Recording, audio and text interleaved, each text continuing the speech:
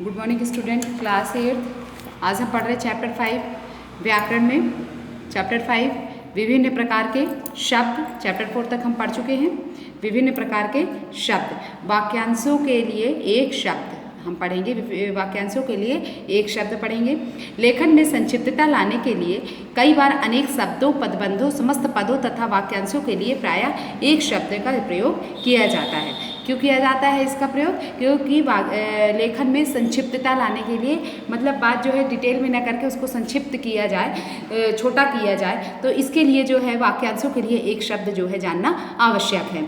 उन्हें अनेक शब्दों या वाक्यांशों के लिए एक शब्द कहते हैं।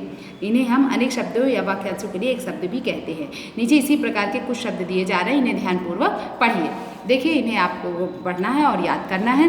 किस तरह पढ़ना है? जिसने आशा का आश्रय लिया हो क्या कहलाएगा? आशावादी। जिस पर विश्वास ना किया जा सके अविश्वसनीय। जो अपनी हत्या स्वयं करना चाहे आत्मघाती।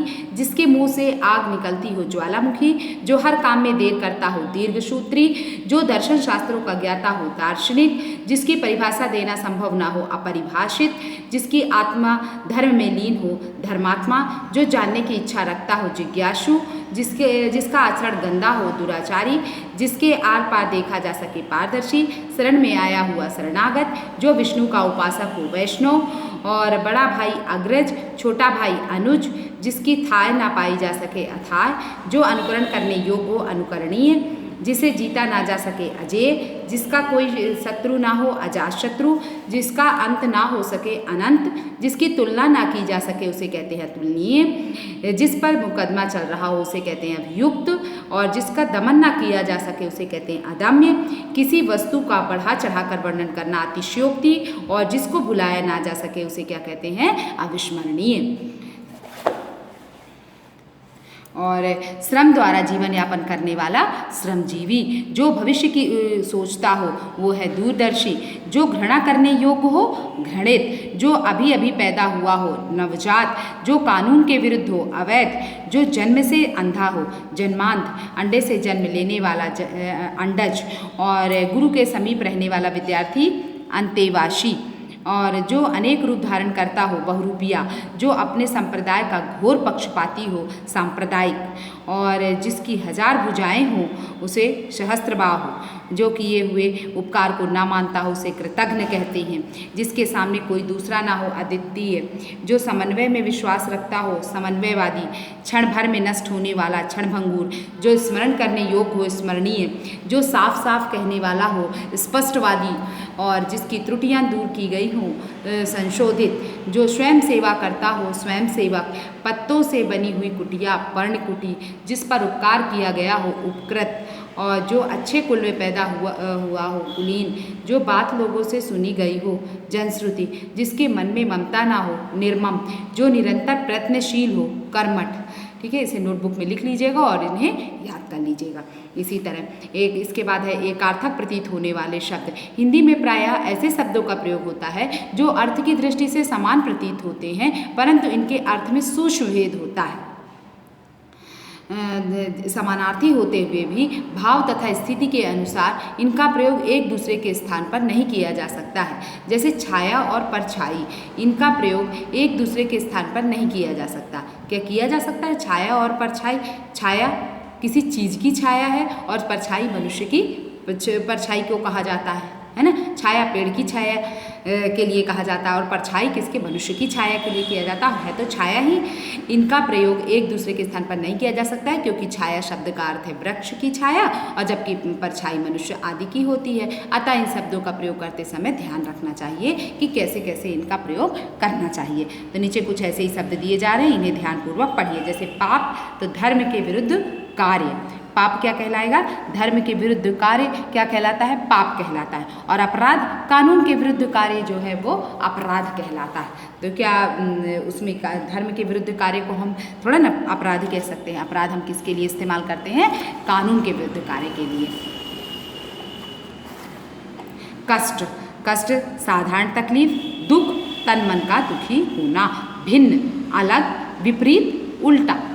और पुत्र अपना बेटा।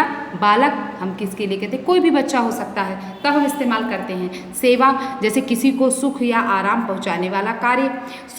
शुश्रूषा रोगी अथवा दीन दुखी की सेवा करना, मतलब दीन दुखी की सेवा करना क्या कहलाएगा, शुश्रूषा कहलाती है। और सेवा किसी को सुख या आराम पहुंचाने के लिए कार्य जो करते हैं वो सेवा कहलाती है। आविष्कार किसी नई वस्तु का निर्माण करना। अनुसंधान खोज, पहले से उपस्थित किसी वस्तु के बारे में नए तथ्यों की खोज करना, मतलब कोई भी चीज़ जो है पहले से उपस्थित है और उसके तथ्य के बारे में खोज करना। ठीक है। अनुभव व्यवहार से प्राप्त करना और अनुभूति चिंतन या संवेदना से प्राप्त ज्ञान। अनिवार्य जिसके बिना कोई कार्य संभव ना हो। आवश्यक जरूरी अधिक ज़्यादा पर्याप्त काफ़ी। श्रद्धा अपने से बड़े या गुणी व्यक्तियों के प्रति पूज्य भाव। भक्ति ईश्वर या देवता के प्रति पूज्य भाव। अगम जहाँ ना पहुँचा जा सके। दुर्गम जहाँ कठिनाई से पहुँचा जा सके। साधारण मामूली सामान्य आम अन्य की भांति। पुराना बहुत दिनों का प्राचीन कई शताब्दियों का। उपहार बराबर वालों को और भेंट अपने से बड़ों को क्या दी जाती है, भेंट। जब हम अपने से बड़ों को देते हैं तो उसे क्या कहते हैं, भेंट कहते हैं। और उपहार अपने बराबर वालों को कहते हैं जब उपहार देते हैं तो। सभ्यता रहन सहन व्यवहार, और जब हमें ये बारीक अंतर हमें पता नहीं रहता तब हम किसी का कहीं भी इस्तेमाल कर देते हैं और हमारी हिंदी अशुद्ध हो जाती है। सभ्यता हर रहन सहन व्यवहार। संस्कृति रीति रिवाज, संस्कृति क्या कहलाते हैं, रीति रिवाज कहलाते हैं। और सभ्यता हमारा रहन सहन और व्यवहार कहलाता है। भ्रमण घूमना, पर्यटन किसी स्थान का भ्रमण करना। और प्रचार कोई बात या विचार सबके सामने रखना और प्रसार फैलाव। स्वागत शिष्टाचार व सम्मान करना और अभिनंदन समारोह आयोजित करके सम्मानित करना। उपयोग विशेष रूप से काम में लाना, प्रयोग सामान्य रूप से काम में लाना। सम्राट राजाओं का राजा, राजा कोई सामान्य राजा। वेदना दुख की वास्तविक अनुभूति, व्यथा आघात से होने वाली पीड़ा। इसके बाद आता है अनेकार्थी शब्द। प्रायः बोलते समय अथवा कुछ लिखते समय हम अनेक ऐसे शब्दों का प्रयोग करते हैं जो अलग अलग वाक्यों में अलग अलग अर्थ बताते हैं। ये शब्द वाक्यों प्रयुक्त होकर वाक्य के भाव के अनुसार अर्थ प्रकट करते हैं, इसलिए इन्हें अनेकार्थी शब्द कहते हैं। इस प्रकार के कुछ शब्द नीचे दिए जा रहे हैं, इन्हें पढ़िए और अर्थ समझिए। जैसे अज शिव और बकरा, कामदेव, योग नियम उपाय प्रेम, सारंग मेघ सिंह मोर, मधु ऋतु पानी अमृत, रुचि इच्छा किरण स्वाद, और रस स्वाद जल आनंद। कंस प्याला के लिए और बर्तन भी, और श्री कृष्ण के मामा के लिए भी कंस और कासा। घन ठोस समूह विस्तार, लोहार का हथौड़ा के लिए भी प्रयोग करते हैं। श्री लक्ष्मी ऐश्वर्य और सरस्वती के लिए भी श्री का प्रयोग किया जाता है। जलज मछली के लिए, कमल के लिए, शंख के लिए, मोती के लिए, चंद्रमा के लिए जलज का प्रयोग किया जाता है। पतंग आकाश में उड़ने वाली पतंग।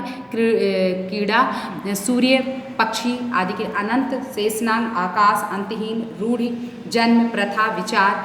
हंस शिव घोड़ा आत्मा। काम प्रयोजन धन हेतु। वर्ण जाति अक्षर या 4 वर्ण। इसके बाद है जैसे सुरभि पृथ्वी गौ तुलसी, रक्त सिंदूर लाल चंदन ताबा, प्राण बल शक्ति जीवन, भक्ति भाग श्रद्धा अंग, श्याम कोमल कोयल नदी रात, अक्षर सत्य शिव वर्ण, अमृत स्वर्ण पारा दूध, लक्ष्मी शोभा दुर्गा का नाम, पशु 4 पैरों वाले प्राणी, अर्थ इंद्रियों के विषय हेतु निमित्त, गौ नेत्र जल माता, जाति समाज का एक वर्ग, वंश किस्म, और हिमालय पर्वत, शीत चंदन, भेद प्रकार अंतर रहस्य, ध्रुव तारा स्थित दृढ़, कक्ष दीवार कमरा बगल, गुरु भारी अध्यापक आचार्य, लघु एक मात्रा वाला स्वर और ठिंगना, दल परत मोटाई समूह, गण शिव जी का सेवक समूह, श्रेणी 3 अक्षरों का समूह आदि। अक्षर ब्रह्म वर्ण धर्म सत्य, अरुण लाल सूर्य सिंदूर कुमकुम। इस तरह जो है ये जो शब्द है जिनका इस्तेमाल इन तरह किया जा सकता है। ठीक है, इन शब्दों का इनके लिए हम इस्तेमाल करते हैं। इसके बाद आता है समरूपी भिन्नार्थक शब्द, मतलब जो सुनने में समान लगते हैं और मगर थोड़ा सा उनमें परिवर्तन आ जाता है तो उनका अर्थ जो है वो भिन्न भिन्न हो जाता है ना। जैसे आदि प्रारंभ आदि अगर कर दिया तो आदत हो गया। जैसे बहु बहुत और बहु बधु। उपयुक्त पहले उदाहरण में ये आदि का शब्द का अर्थ प्रारंभ है, जबकि आदि का शब्द का अर्थ आदत है। अतः हम इन शब्दों का एक दूसरे के स्थान पर प्रयोग नहीं कर सकते, एक दूसरे के स्थान पर हम इनका प्रयोग नहीं कर सकते। दोनों का अर्थ जो है अलग अलग है, लेकिन सुनने में आदि और आदि में ज़्यादा फर्क हमें महसूस नहीं होता, सुनने में समान लगते हैं। नीचे कुछ समरूपी भिन्नार्थक के उदाहरण दिए गए हैं, इनको पढ़ना है। समरूपी भिन्नार्थक शब्द दिए जा रहे हैं, इन्हें ध्यानपूर्वक पढ़िए और उनके अर्थ समझिए। जैसे लिखा है निहार, और, निहार, देख, श्याम, काला, शाम, संध्या, दारा, स्त्री, द्वारा, माध्यम, नाड़ी, नब्ज, नारी, स्त्री, शकल, टुकड़ा, सकल, सारा, ताल, तालाब, तल, अगर मात्रा हट गई तो सतह हो गया, शम, शांति, और अगर सरौते वाला सा बना दिया तो आपका सम मतलब बराबर हो गया। जैसे धान्य तो अनाज हुआ और धन्य कर दिया तो महान हो गया। सम्मान, आदर, और समान कर दिया तो तुल्य। कर्म, काम, और क्रम, अगर आपने ये रेफ जो है यहाँ लगा दी तो ये क्या बन गया, क्रम, तो सिलसिला। कपाट, किवाड़, कपाट, धोखा, विष, कमल, नाल, विष, जहर, परिमाण, मात्रा, परिणाम, निष्कर्ष, कृपाण, तलवार, कृपण, कंजूस, वात, वायु, और बात, बातचीत।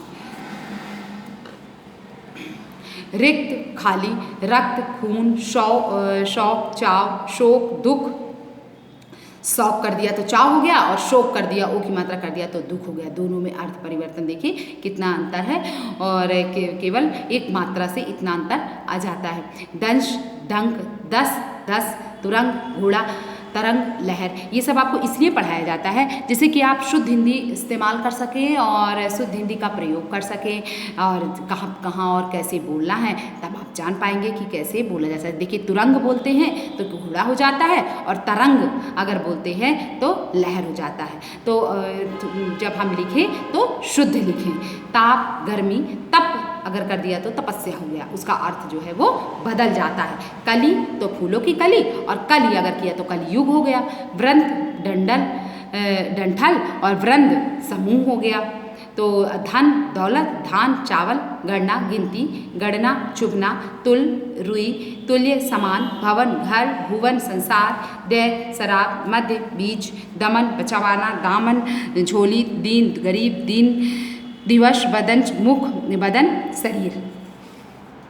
भव्य, सुंदर, भव, संसार, ग्रह, खगोलीय पिंड, ग्रह, घर, पुरुष, मनुष्य, परुष, कठोर, मैल, गंदगी, मेल, मिलाप, चौकोर, चार कोणों वाला, चकोर, पक्षी, मूल्य, कीमत, मूल, जड़, प्रवाह, चिंता, प्रवाह, बहाव, और शंकर, मिला हुआ, शंकर, महादेव, और विवरण, ब्यौरा, विवरण, रंग, उड़ना, कोश, शब्द भंडार, कोश, खजाना, नम्र, विनीत, नर्म, कोमल, छत्र, छाता, छत्र, क्षत्रिय।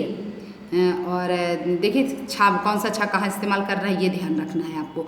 चर्म, चमड़ा, चरम, अंतिम, और तरणी, नौका, तरणी, सूरज, हर, शिव, और हरि, विष्णु। ये आपके संस्कृति भिन्नार्थक शब्द हैं, मतलब सुनने में समान लगते हैं मगर उनका अर्थ जो है वो भिन्न भिन्न होता है। ठीक है, ये संस्कृति भिन्नार्थक शब्द कहलाते हैं। इन्हें आप नोटबुक में लिखेंगे और याद करेंगे।